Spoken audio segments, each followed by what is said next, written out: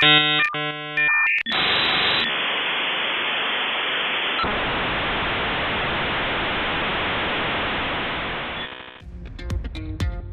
everybody, Zach here, and it is time for the show that can only be described as a mishmash of various forms of entertainment.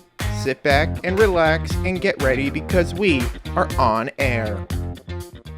Boy, Zach here with another brand new episode of On Air. That's right, the show that I don't even know what's going to happen. Yeah, that's not scary at all. It is Friday. Not only is it the last day of the work week, but it is the long weekend. Yes, Canada Day is right around the corner, and that's right, the day we thank God that we are not Americans. Now, I'm going to get some emails. Oh, I know I'm going to get some emails. Everyone from British Columbia to Canada's Florida, Newfoundland will be celebrating with fireworks, maple syrup, from Dresden to dildo.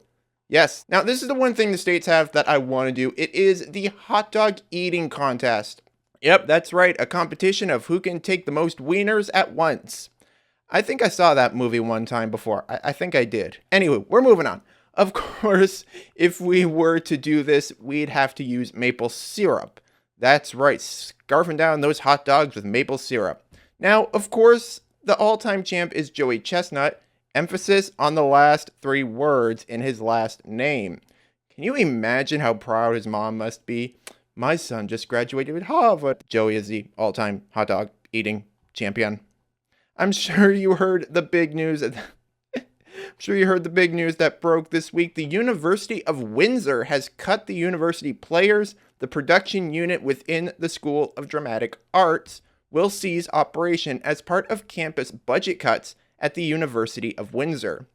I thought this is what happens in the movies. We're gonna cut the arts. No, we gotta save the arts.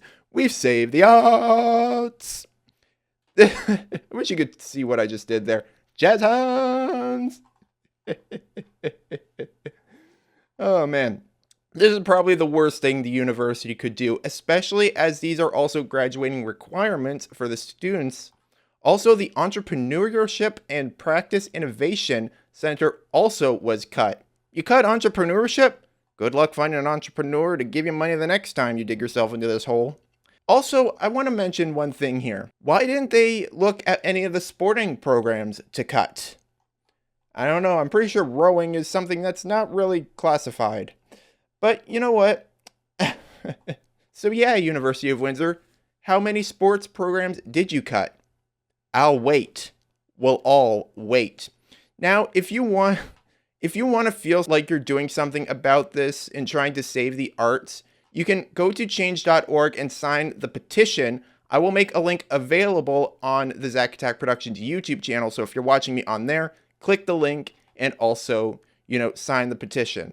Also, I do want to talk to somebody about this. So if you're out there listening to this and you're affected by this, please send me a DM on any of my social medias. Those links also down in the description below. If you want to be interviewed, just send me a DM and we will get you on this show.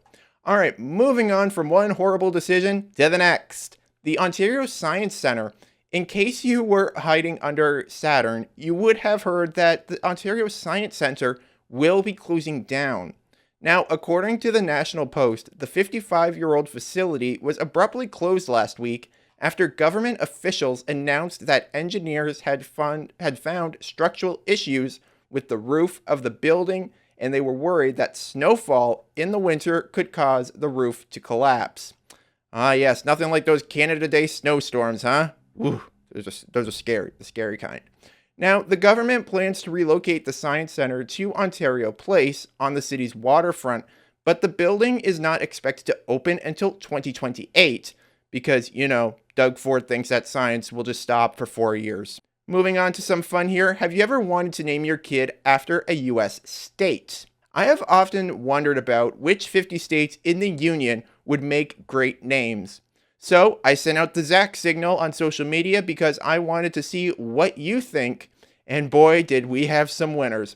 I also chimed in with this, and stick around because I'll have mine in a bit. All right, we're going to start off with this one, not technically a state, but the District of Columbia, or DOC for short.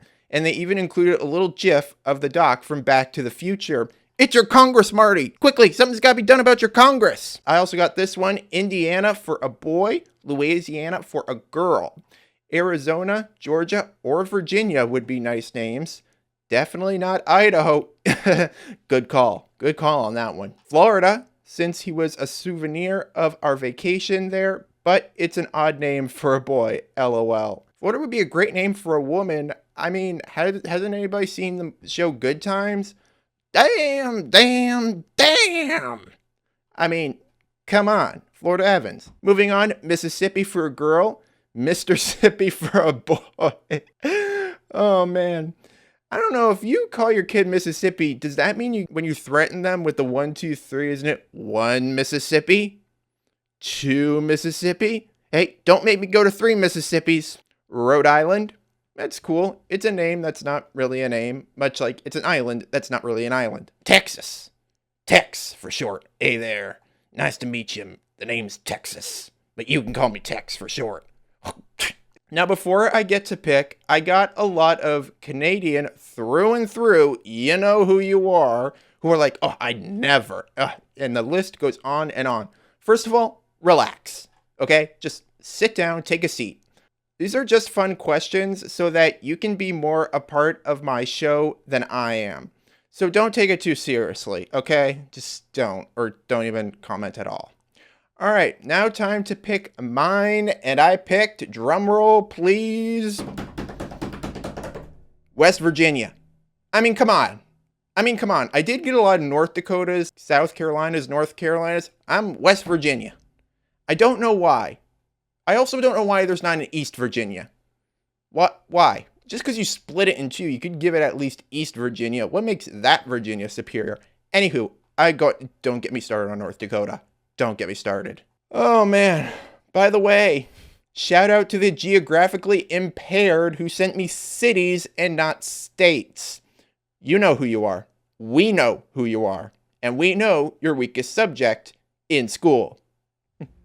Well, we are just getting started with today's On Air. Make sure you join me for today's journey into the darkness. Another tableside chat with the crew from Let's Talk. And I cap it off with the weirdest news found on the internet. Sit tight because we are on air.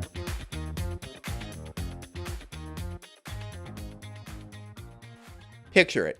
1968. A serial killer is targeting residents of Northern California, leaving behind cryptic clues that no one has been able to solve to this date. That's right, I'm talking about a serial killer known as the Zodiac Killer. On August 1st, 1969, the San Francisco Examiner, San Francisco Chronicle, and the Vallejo Times Herald each received an identical handwritten letter in an envelope without a return address. Beginning, Dear Editor, I am the killer of the 2 teenagers last Christmas at Lake Herman. The letters contain details from the Zodiac Killer's murders that only the perpetrator could have known. The killer went on to threaten further attacks if the letters weren't printed on the front page of the papers. Today, on this edition of Into the Darkness, I discuss the Zodiac Killer. Welcome to this episode of Into the Darkness. I'm Zach, and I'll be taking you through some of the darkest stories that have come to light. Alright, let's get started. San Francisco, 1968. A city at the mercy of an elusive serial killer known as the Zodiac. This murderer is famous for the crimes that he committed in San Francisco and Northern California. There are 5 murders linked to the Zodiac, including David Arthur Faraday and Betty Lou Jensen, Cecilia Ann Shepard, Paul Lee Stein, and Darlene Elizabeth Farron. This monster was known for targeting young couples at what is commonly known as Lover's Lane, a dark wooden area that couples would frequent to have a nice time. Now, what's fascinating about this story is the fact that the killer would send cryptic messages to police and media outlets after each murder, forcing them to solve the codes before he killed again. Another interesting fact is that the killer has never been identified. There have been some suspects throughout the decades, but nothing has ever stuck. For all we know, he could be deceased or still living in plain sight in the Bay Area. Well, that's this episode of Into the Darkness. Join me next time for some more topics that will come to light. Keeping with the history, I love a good vacation to Florida. I have a soft spot for the Sunshine State, not only because it provides me with the best content imaginable, but because I always vacationed there during the March break when I was a kid. Every time we'd go down, I would make my parents take me to the Sunshine Skyway Bridge, a beautiful giant cable-stayed bridge that links Bradenton to St. Petersburg. Now, this bridge has a lot of unique features, not included in the main span. So, this week, we explore the turbulent history of the Sunshine Skyway Bridge in this week's Did You Know? The Sunshine Skyway Bridge is a 6.7-kilometer bridge that spans Tampa Bay and the Gulf of Mexico. So what else makes this bridge a one-of-a-kind? Well, I'll tell you in this edition of Did You Know?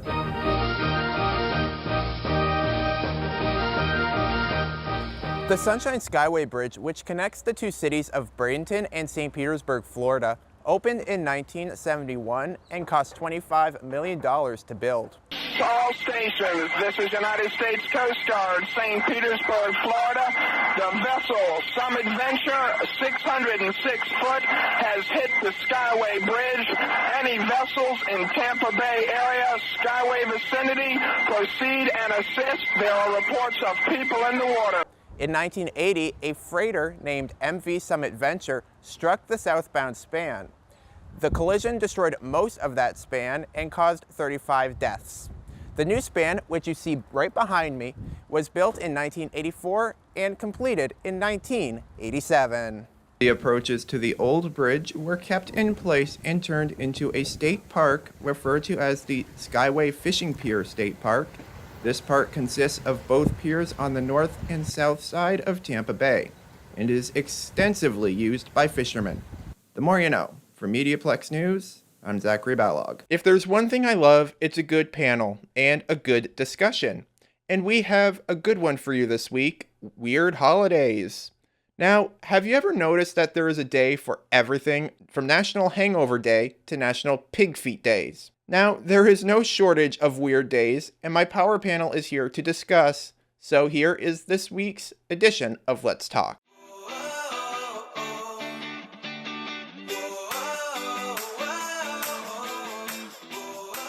Hello, everybody, and welcome to this edition of Let's Talk. I'm here with my power panel.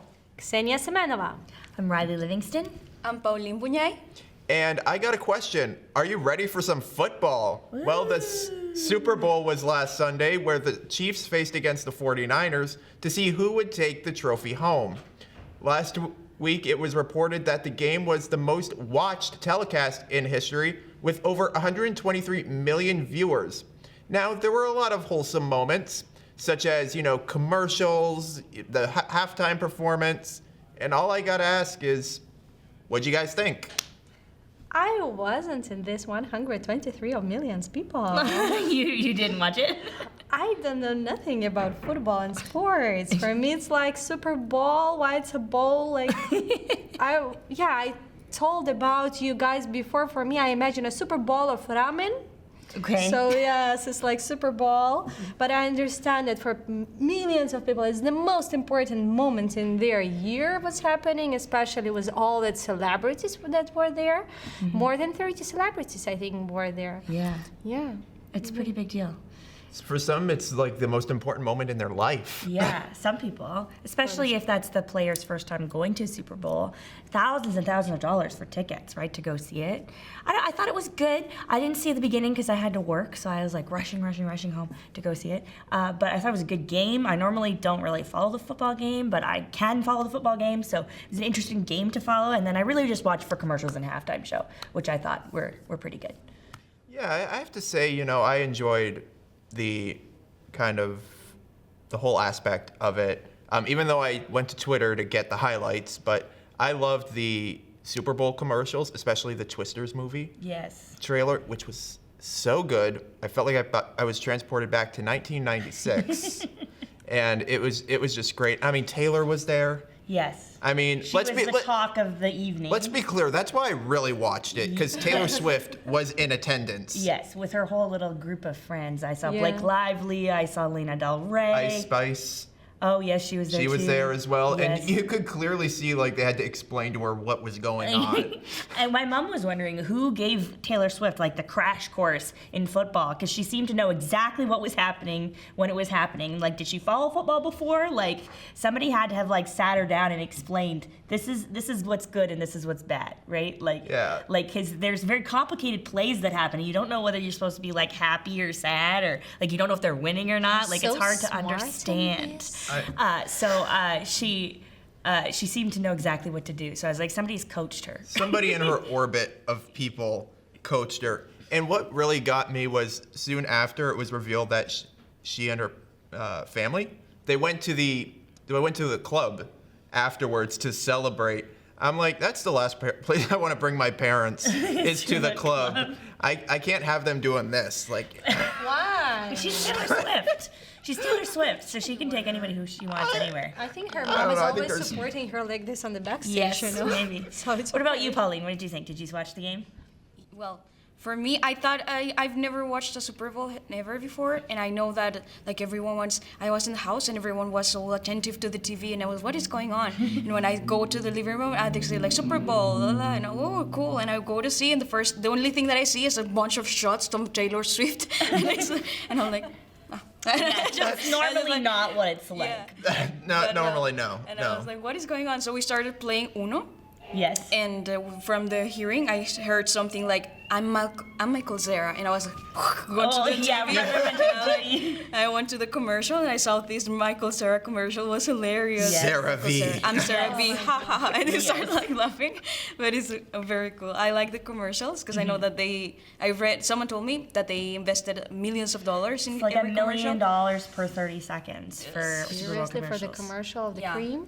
For the commercials Yes. of the Super Bowl. Oh, Any Super, not just that one, but No, Super Bowl for- commercials, for all because of there's them. so many people watching, there's like $1 million per second to air it on television. Like- So they pay millions and millions of dollars to put these commercials out there. Yeah. So that's why they're such a Think big we deal. could get this on at the Super Bowl? We need publicity, I please. don't think so. Unfortunately, I don't think so. So what'd you guys make of the halftime show? I Usher's thought it was performance? great, actually. Like, I'm not like a Usher super fan. Like, I know who he is and I like some of his songs, but the choreography and everything, it kept my attention. He was roller skating. Did you know that he's like a roller skater and he's been roller skating for a long time? He was roller skating on a platform in the middle of the field with other people roller skating around him and dancing. It's very difficult to do, so it was very impressive. Oh my God. I was very impressed. Okay, about the Asher, I watched it a little bit, okay. Yes. Because I like him. It's my kind of not childhood. I'm Right. not so old. But anyway, I like him, yeah. The music there was amazing. Yes, Yeah. it was good.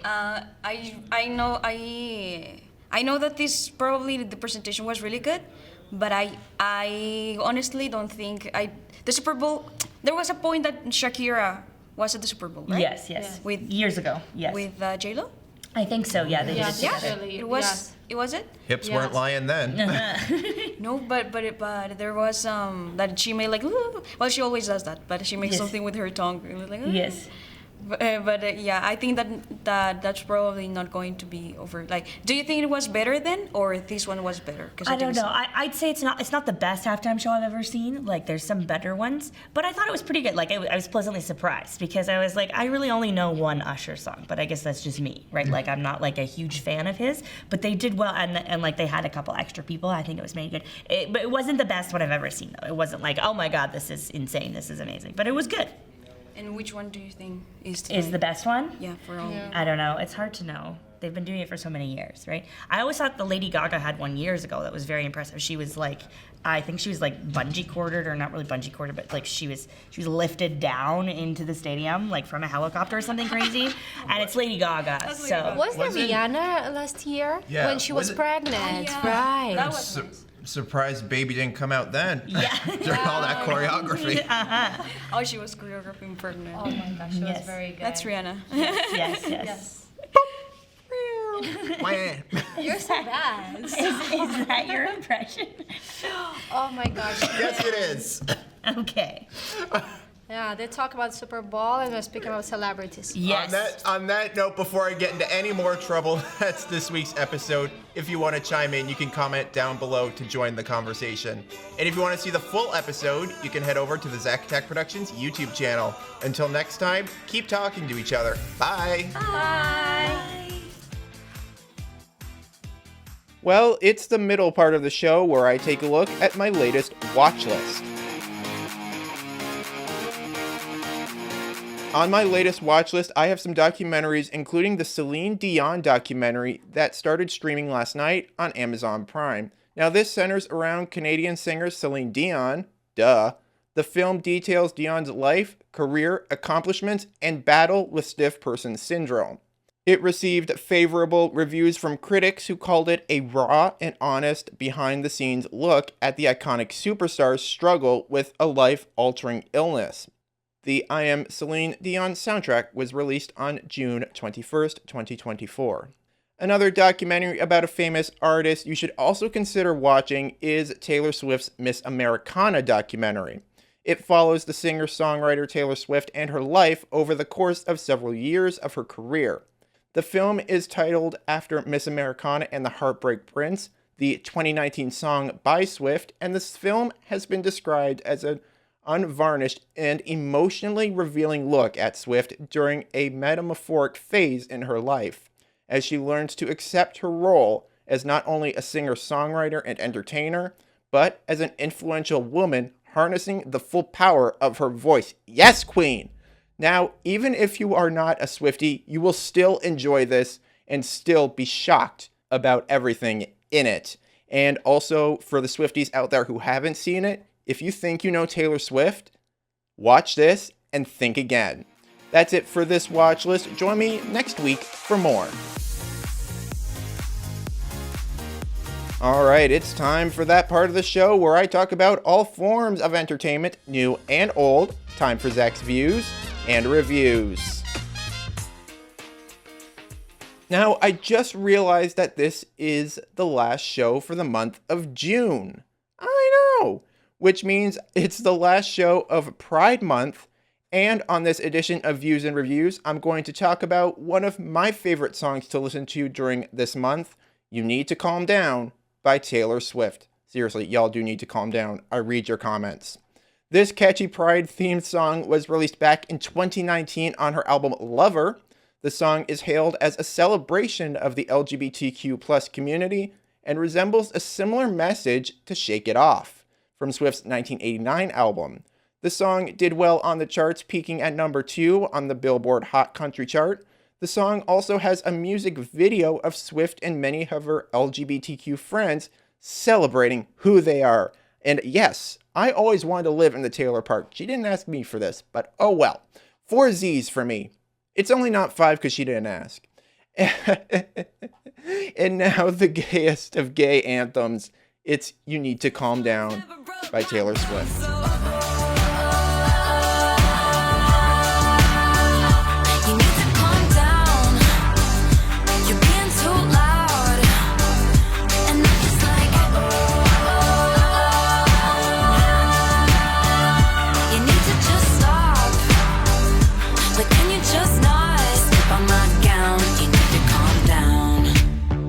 Oh, anyway, we're back. All right.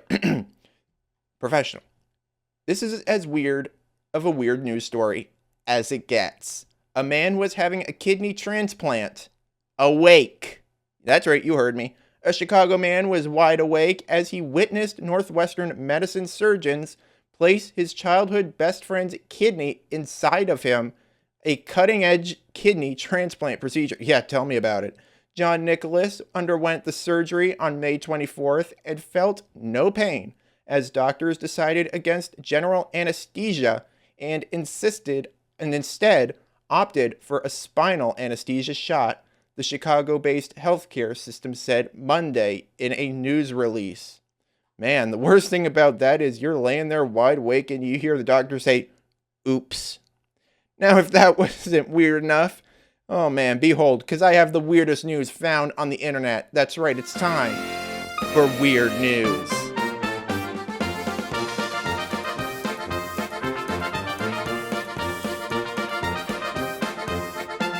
There seems to be a rebellion afoot in France in the most French way possible. There is a movement to poop in the river Seine. Chien? Dog? Bingo! People angry at the expense of cleaning up the river have rallied under the hashtag Je chie dans la Seine 23 juin, which translates as to I poo, which is the radio correct way I can say that, in the Seine on June 23rd. This comes as Parisians are fed up because more than 1.4 billion has been spent on trying to make the water safe enough to swim in, with triathlon and open water swimming events scheduled to take place in the river during the Olympics. Water samples showed high rates of two kinds of fecal bacteria, yum, including E. coli, and did not meet the standards set for the games. Welcome to Paris. Come for the games, leave because you have E. coli. From Paris to Miami, it's time for Florida Man, does whatever a Florida man can. Look out, here comes the Florida Man. A Florida man on a tricycle gets in a fight with a man wielding a machete. The Volusia Sheriff's Office said that deputies were called at around 1 a.m. to a beach in the area after the victim, who was riding the tricycle, got into an altercation, WFTV reported. Deputies shared that an unknown man who didn't like the victim's tricycle flashlight shining on him started an argument, and then things escalated from there. The victim was knocked off his tricycle by the suspect and then armed himself with a machete that the victim had in a basket on his trike, according to the sheriff's office.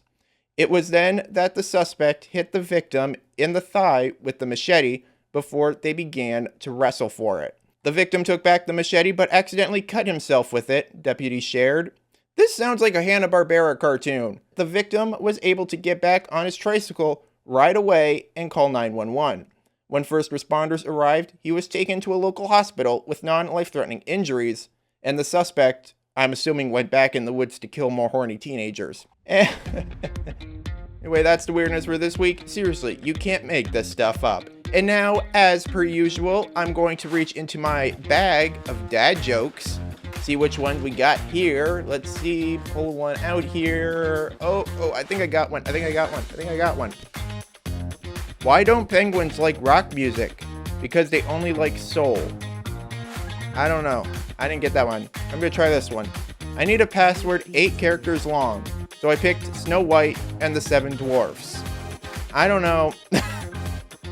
I'm going to try another one here. Let's see. We got time. We're doing fine here. All right. What's Forrest Gump's password? 1 Forrest 1. Anyway, that's it. That's a good one. Well, that is this edition of On Air. I want to say thank you so much for joining me this evening. Also, big shout out to my power panel, Xenia Semenova, Riley Livingston, and Pauline Bounier. I've been your host, Zach, and I'll see you again next week. Same place, same time. Now, I gotta go, because why Semisonic? Closing time. Open all the doors and let you out into the world. Closing time. Turn all of the lights on over every boy and every girl. Closing time. One last call for alcohol, so finish your whiskey or beer. Closing time. You don't have to go home, but you can't stay here. I know who I want to take me home. I know who I want to take me home. I know who I want to take me home. Take me